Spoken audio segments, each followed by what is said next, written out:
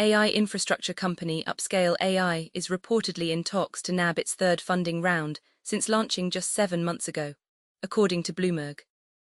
This latest round, which aims to raise around $180 million to $200 million, would value the company at about $2 billion. The company announced a $200 million Series A in January and a $100 million seed round in September, when it first launched. Investors in the company include Tiger Global Management, Zora Innovation, and Primji Invest. Reed Hastings, the co-founder and chairman of Netflix, is leaving the company's board when his term expires this summer.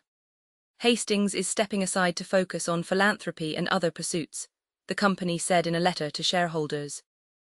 The departure was revealed in the company's first quarter earnings report published Thursday. Hastings will officially leave the board when his term is up in June, according to the filing.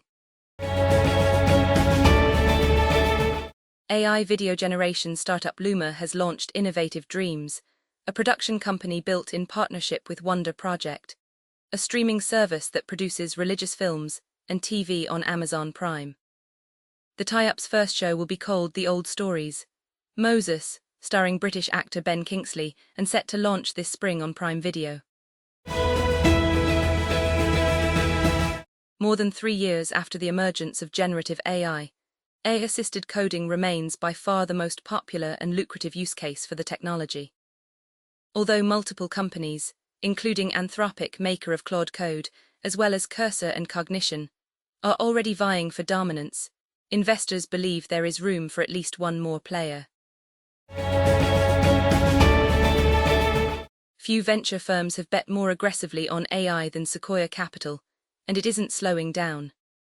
The Silicon Valley stalwart has raised roughly $7 billion for a new fund, according to Bloomberg.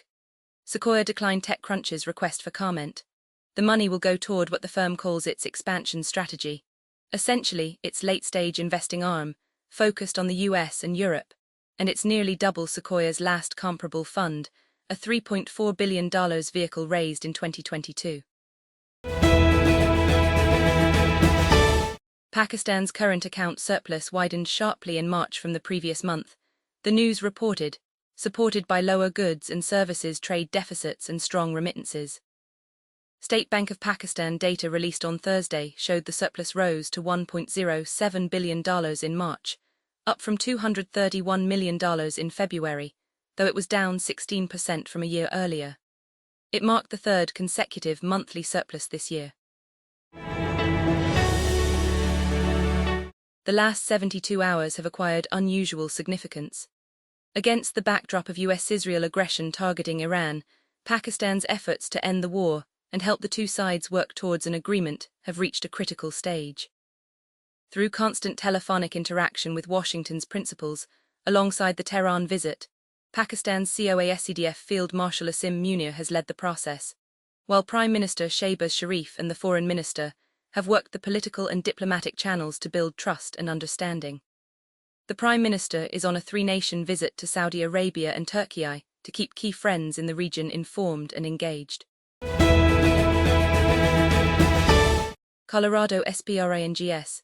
The astronauts who flew around the moon and back in NASA's landmark Artemis II mission said their re-entry into Earth's atmosphere was smooth. But the mission's commander described some charring on the Orion capsule's critical heat shield. The 4 Artemis II astronauts splashed down in the Pacific Ocean last Friday, capping a nearly 10-day test flight in which they reached the farthest distance in space any humans have gone before, as their gumdrop-shaped Orion capsule sailed around the moon's far side.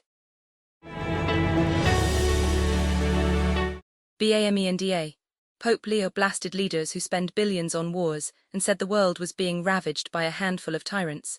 In unusually forceful remarks in Cameroon on Thursday days after US President Donald Trump attacked him on social media.